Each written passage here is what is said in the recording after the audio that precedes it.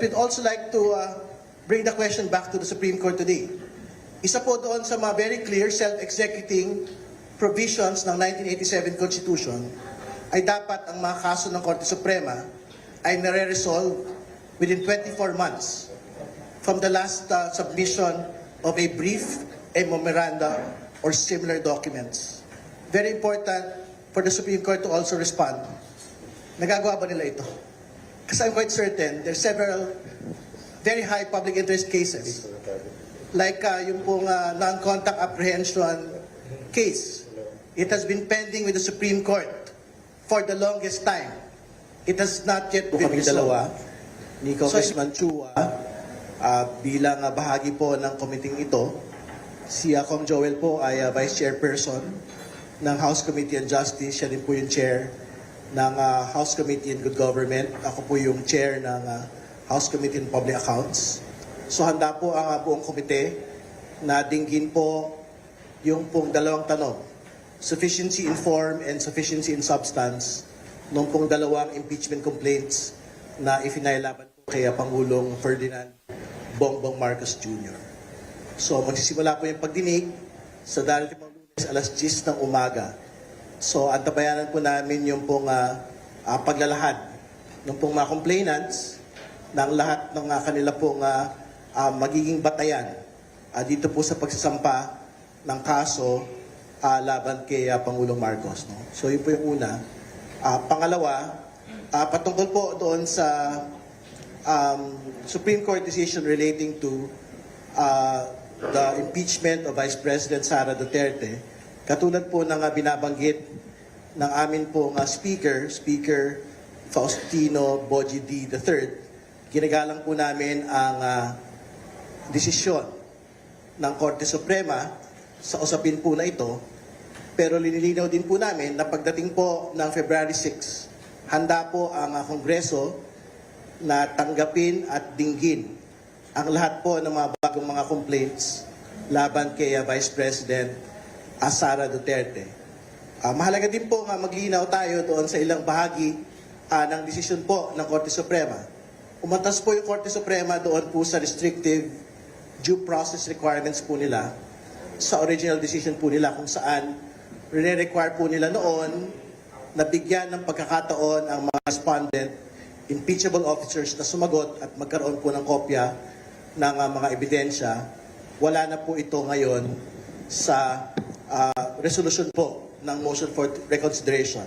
Ang requirement na lang po ng Korte Suprema ay una, lahat po ng mga House members na sasali sa isang impeachment complaint under the express route ay dapat may kopya ng draft impeachment complaint at lahat po ng mga kalakip na ebidensya.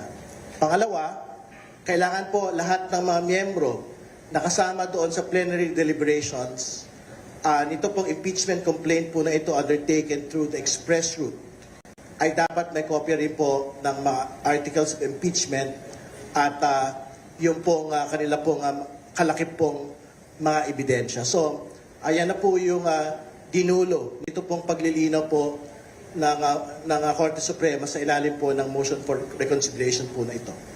Pero ginigit po ng Kongreso na ang meron pong exclusive power sa impeachment initiation ay hindi po ang Korte Suprema, kundi ang House of Representatives po mismo sa ilalim ng 1987 Constitution. So despite the motion for reconsideration, we will insist on it. We will implement the exclusive power of the House. Irrespective of whoever it is, whether it is the President, whether it's the Vice President, whichever impeachable officer it is. No? And syempre, we take exceptions to several notes that had been stated in the resolution itself. As though yung pong impeachment proceedings na po ay pwedeng gamitin to silence critics. I think it is very important to make the point that impeachable officers are not critics. These are high public officials that know very well that they are impeachable officers that can be subjected to impeachment. So ibig sabihin, hindi po ito ordinaryong mamamayan. They are at the highest levels of power. And more importantly, Congress has the clear mandate to basically make them accountable. So, yun po, we will proceed with our mandate in the impeachment proceedings against the President, and in the event that new impeachment cases will be filed against the Vice President, the Congress is ready to receive and act on all of these cases moving forward. If good morning. Yes. Siguro dadagdagan ko na lamang po yung mga sinabi po ni Congressman Terry doon. Bagamat kami ay kami po ay tatalima sa kautusan ng Korte Suprema at ito po ay aming ginagalang, pero hindi ibig sabihin po nito kami po ay sumasang-ayon. Dahil kung makikita po ninyo sa kanilang mga naging desisyon, nung una at sa pangalawa, ay meron pong mga pagkakaiba. Kagaya po nung una, nire-recognize sila.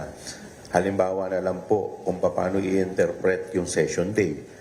Nung doon po sa una, nire-recognize nila na ito, sinasabi nila, ito ay hindi kagaya ng calendar day. Pero dito po sa kanilang pangalawang desisyon, sinasabi nila na dapat it should be interpreted as calendar day. So ano po ang pagkakaiba ng dalawang yun? Magkaiba po talaga yung session day ng Kongreso. Dahil sa Kongreso po, halimbawa po, meron po kaming session ngayon, Lunes. Tapos hindi po natapos, ni-recess namin, hindi po namin ni-adjourn. Ito po ay tinuloy namin the following day. One session day lamang po yun. Pero dito po at yun po ay naging naging kultura na ng Kongreso, maski dati pa. So, pero ngayon po, lumalabas po, for purposes of impeachment, gumawa po sila ng sarili nilang definition pagdating po dito sa calendar day. At hindi ko rin po masisisi, hindi rin po namin masisisi kung bakit yung iba pong mga legal luminaries at ang ating pong Senate President, si Senate President Tito Soto, ay sinasabi na nagkakaroon ng judicial overreach. Dahil nga po, ito po ay sa kanilang interpretasyon at sa aking pong tingin ay ini-interpret po nila ng iba yung rules. Dahil rules na po ng House ang tinatamaan po dito. Pangalawa po, kung titignan po ninyo, maski po sa ating saligang batas, maliwanag po yung word na initiate. So dati po, pag sinabi pong initiate, ibig sabihin filing at House action. So when you say House action, dalawa lang po to. It's either you refer it to the Committee on Justice or by a one-third vote ng Kongreso sa plenary. Pero ngayon po, nagkaroon na po ng word na deemed initiated dito po sa latest ruling. So with that, parang sinasabi nila pag hindi na-actionan ng House within the 10 session day, na base rin po sa interpretation nila na session day, ibig sabihin po nun, deemed initiated na agad. Therefore, papatak na yung 1-year bar rule. So with that, nagkakaroon po ng nagkakaroon po ng konting diskusyon kung kinakailangan ba ay o matatamaan pa, maapektuhan ba yung House rules. So, in fact, sinasabi nga po ni Senate President na sa ngayon, siya ay, dahil sa mga nangyayaring pagbabagong to, mukhang siya ay open na sa pagbabago ng ating saligang batas. Alam po ninyo, ang sa akin lamang po, ito pong impeachment process dapat po ay simple, malinaw, at madaling intindihin ng ating mga kababayan. Dahil ito lamang po ang paraan para mapanagot po yung mga nasa taas. Dahil kung ito po ay gagawin po natin komplikado, ito po ay magiging pahirap, lalong-lalo na sa mga impeachable officers. Siguro, bago ibukas yung hapag sa mga tanong, very important din ho, siguro, total parang very concerned, no? Yung pong Korte Suprema sa usapin po ng timelines. Ang sinasabi po nila, impeachment should be an expeditious process, no? Ibig sabihin, mabilis, no? But we'd also like to bring the question back to the Supreme Court today. Isa po doon sa mga very clear self-executing provisions ng 1987 Constitution ay dapat ang mga kaso ng Korte Suprema ay nare-resolve within 24 months from the last submission of a brief, a memoranda, or similar documents. Very important for the Supreme Court to also respond. Nagagawa ba nila ito? Kasi I'm quite certain there are several very high public interest cases like yung pong non-contact apprehension case. It has been pending with the Supreme Court for the longest time. It has not yet been resolved.